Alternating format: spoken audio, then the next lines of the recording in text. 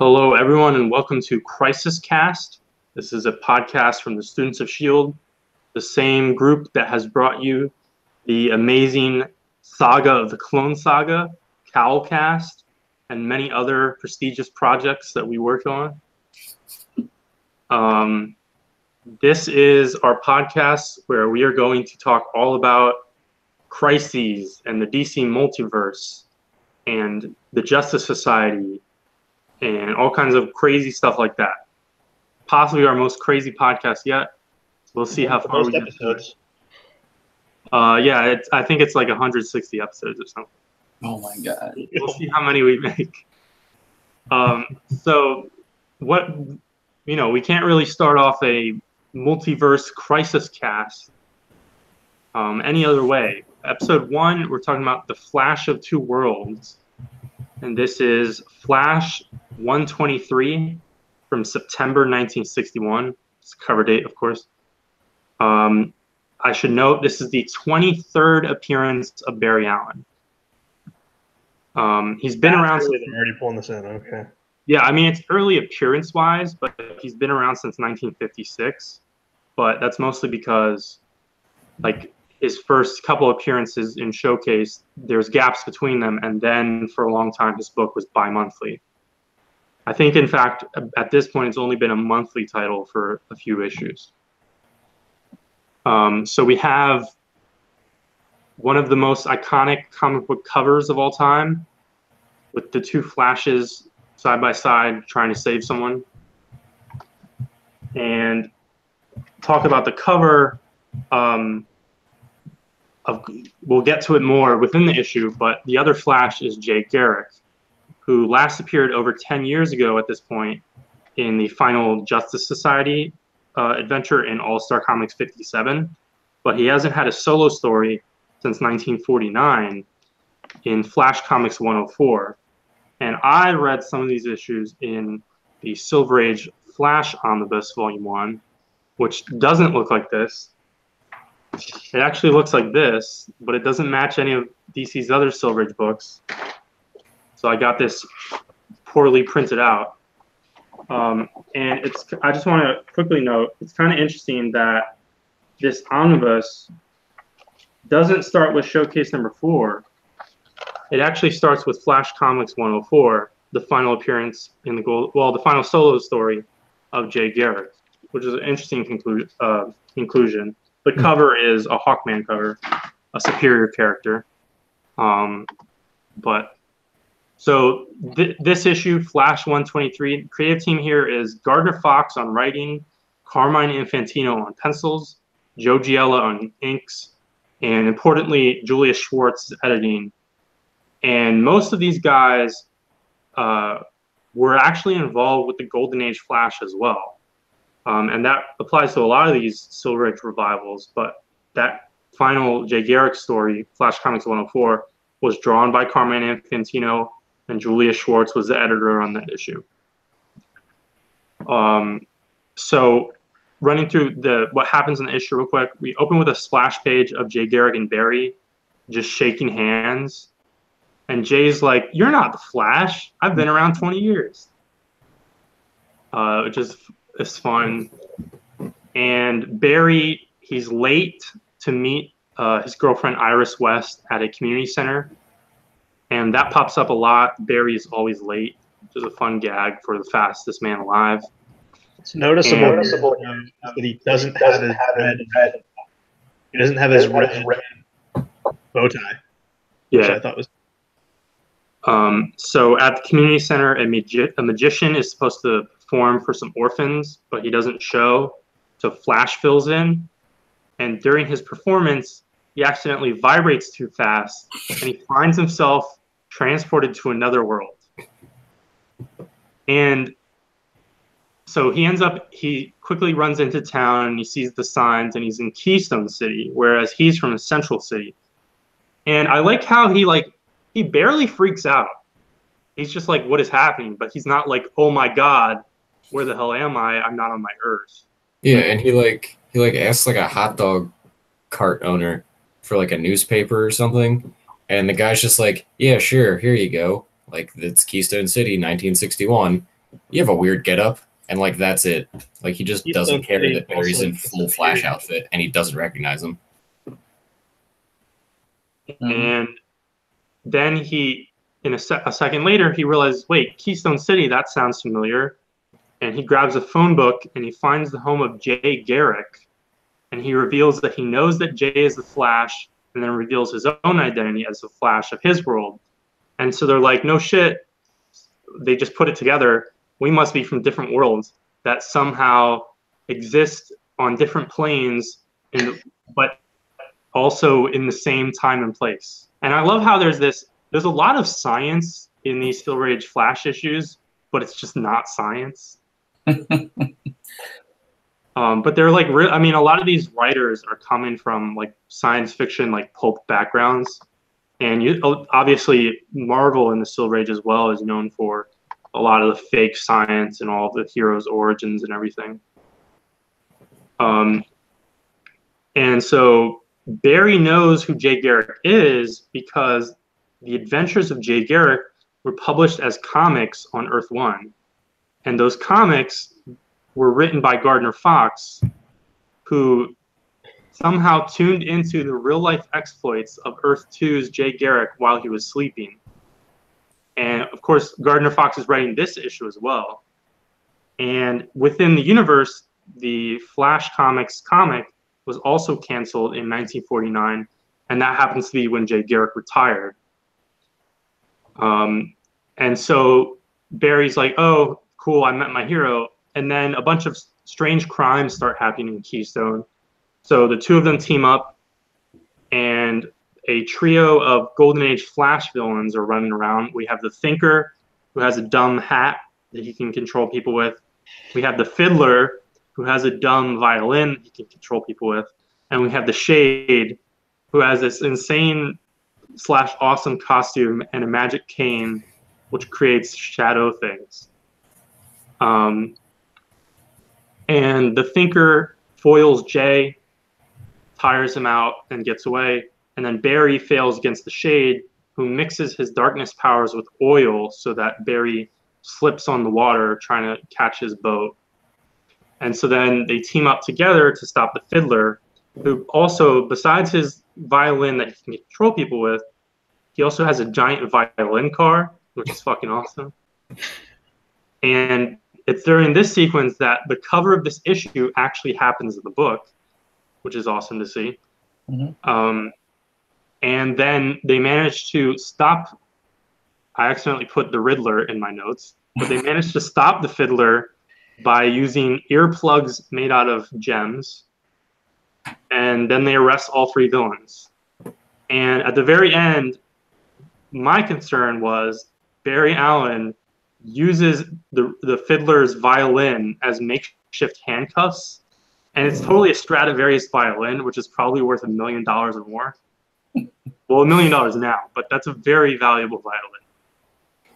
And then at the very end, he just assumes that it will work, and Barry vibrates back to his own Earth.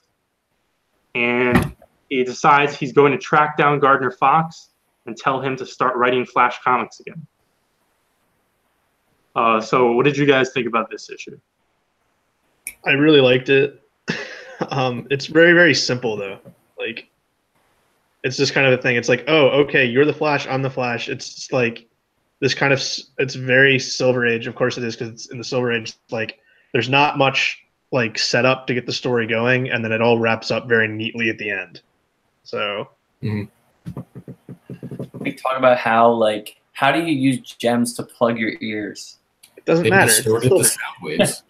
Didn't you read it, Dan? I did read it, but I'm just a little curious about that. I mean, everything maybe they were secretly piezoelectric. Maybe. Well, talking about Gardner Fox, and he formerly wrote the Justice Society Flash, he also would write the Justice League. And Dan, do you know how the Justice League beats Starro in their first team up? How? They rub, I think they rub salt in his eye or something. Like it's like just like or something. The Silver Age was a very fun. If you're ever attacked by a giant starfish monster, just know that you just need iodized salt, and you're good. Not good to go. it's funny. Like for me, this is actually my first Flash issue that I've ever read. So obviously I have a little bit of background with the character, but reading this for the first time was really cool. I mean, I don't know if we talked about this before, but the gimmick of the ring that expands the uniform out, I thought that was pretty cool. How long does he have that for until something? I think it's since the first issue, I'm pretty sure. Okay. Yeah, I thought that was pretty clever. But, it's funny too because they do contrast it where Jay Garrick is like, I just put my clothes over my costume and just throw them in the alley like most superheroes. Yeah, and I thought that was funny because like he mentioned that and he was showing the whole ring contraption to Jay. Well, I thought that was cool. Speaking of the costume, it's Barry's costume is like the most cleanest costume of all time that should never ever be muddled with at all. Like it's so simple and classic and this timeless feel to it. So if you're reading DC Comics now, it's everyone's gone back to like mostly their normal suits, and Barry's still running around in this stupid lined up, stupid chin strap bullshit that he's wearing. So DC, fix it. And on that note, Carmine Infantino's art, like you can definitely tell it's from the 60s. And as we go into the next episode and read more issues of Silver Age Flash, you do see some evolution, but his art is just pretty amazing for this era, 1961. But at the same time, like there are a few panels where like Barry Allen comes off like really thin to me. Yeah. Which I don't have a problem with. Thin and big-headed, right? Huh? Thin with a very like weird head. Yeah. Well, in that first splash page that Vince talked about earlier, where he and Jay are just kind of talking, and it's just kind of there. His head looks like it's like 4 times as large as it should be for his body. Like his body looks about half the size it should be. Yeah, but I find it cool because it's like people always argue about how buff certain superheroes should be, and it's like he has super speed. That doesn't necessarily mean that his legs should be jacked. I mean, they'll probably end up being jacked from running so often, even though it is super speed, but it's a supernatural power, so he doesn't inherently have to be muscular. Mm-hmm. Well, also, if you look at most runners, they're normally thin anyway, so it works out. Yeah. Well, it depends on what kind of running you're doing, but yeah, like tall and lanky, like is very possible. So I've also seen a lot of like short and incredibly muscular guys that are very fast too. Yeah, but I mean, Infantino's art is just so classic. Mm-hmm. And so, yeah, this issue it's deceptively simple because it just blows wide open the DC universe. This is the start of the multiverse. And then eventually, episodes and episodes and episodes from now, there will be poetry when the character who busts open the multiverse is then the one who basically closes it out. Talking about Barry Allen's death, spoilers that everyone ever knows. Spoilers for a comic that came out in 1985. Yeah. We're in 1961 right now, Mike. You gotta be careful. Faster you get to Wally West, the better. But there's not much explanation here, and it's handled pretty well. Yeah, I was gonna say because like pretty much the only explanation you really get for why these two planes exist is that they vibrate differently, and that's what separates the two. I mean, I think it's good to set it up that way instead of having some long explanation of why it exists, because it leaves it up for interpretation later on, which I'm sure we'll get to. Yeah. It's complete junk science, but it's also not entirely stupid enough where like it's going to immediately unravel. Yep. Of course, it's 1961, so like no one and most of the people reading this are probably like 12-year-olds or younger, so it's not like anyone has any clue to debate it. Yeah. Well, Leonardo DiCaprio's character from Catch Me If You Can is definitely reading this. Okay. Wait, does it come up? I'm not remembering that right. This issue doesn't come up, but it's in Catch Me If You Can. One of his aliases he uses is Barry Allen. Okay. That's how Tom Hanks figures it out, because he's looking at a stack of Flash comics that he left behind. Okay. And then also the do you remember the like fake Justice Society episode of Justice League Unlimited? Yes. Yes. Yeah, so they do a totally different thing with the Justice Society, and the overall plot is different, but the way the villains go about their schemes in that episode is similar to this issue. And all right, and then final thing I wanted to say is that this issue dominated the inaugural 1961 Alley Awards, which were the first comics awards. And the Alley Awards were basically set up by lots of fans, but they were most closely tied to Alter Ego magazine, which was published by Jerry Bales, and Roy Thomas worked on it and eventually took it over.